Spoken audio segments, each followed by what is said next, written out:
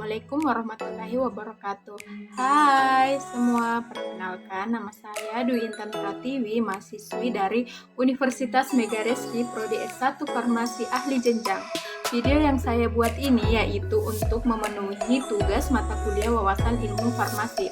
Sebelum saya masuk ke pembahasan, jangan lupa like, komen, dan subscribe ya.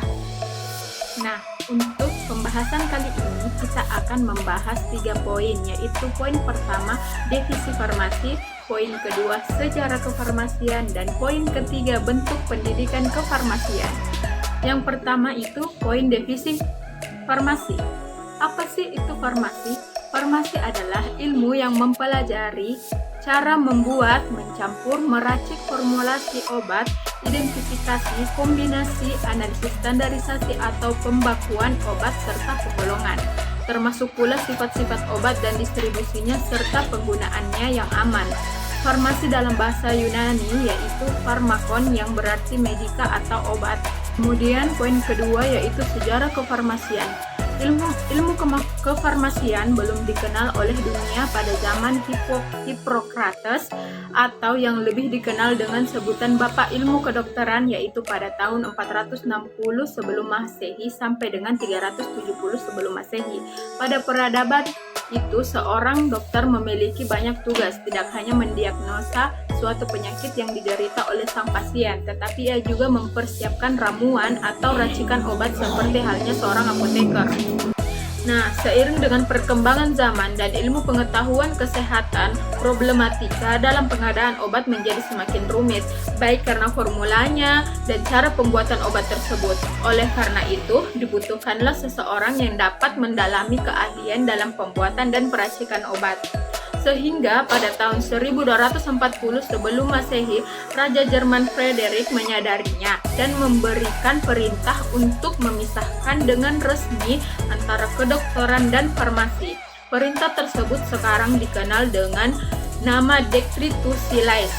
Kemudian, mengapa kefarmasian dilambangkan dengan gelas dan ular? Ternyata di balik gambar tersebut memiliki makna, yaitu gambar gelas itu mewakili ramuan obat dan ular itu mewakili penyembuhan. Gelas ini merupakan milik Hygge, yaitu seorang anak dari pria yang bernama Aesculapius, yaitu dewa pengobatan dan penyembuhan dalam mitologi Yunani. Sedangkan gambar ular tersebut merupakan staf dari Aesculapius yang dilambangkan sering minum dari gelas itu sebagai simbol penyembuhan. Simbol farmasi atau yang disebut dengan Bowl of Hygieia merupakan patung yang menggambarkan Dewi Yunani yang memegang gelas dengan ular yang mengitarinya dan seperti minum dari air gelas tersebut. Nah, poin ketiga yaitu bagaimana sih bentuk kefarmasian?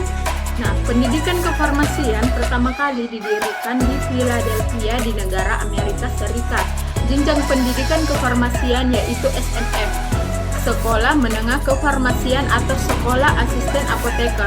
Di Indonesia sangat besar peranannya dan dibutuhkan baik di apotik dan di rumah sakit. Kemudian yang kedua, program diploma farmasi.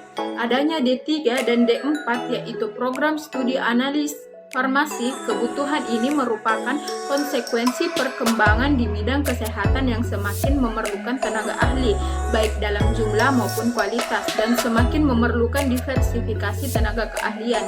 Tujuan utama program studi ini yaitu untuk menghasilkan tenaga ahli madya farmasi yang berkompetensi untuk melaksanakan pekerjaan di bidang pengendalian kualitas atau quality control. Kemudian yang ketiga yaitu sarjana farmasi S1 dan dirancang selama 4 tahun dengan gelar sarjana farmasi. Kemudian yang keempat, magister farmasi dirancang selama 2 tahun dan yang kelima profesi apoteker dirancang selama 1-2 tahun tergantung dari universitasnya. Dan yang terakhir adalah program doktoral dan dirancang selama 3 tahun.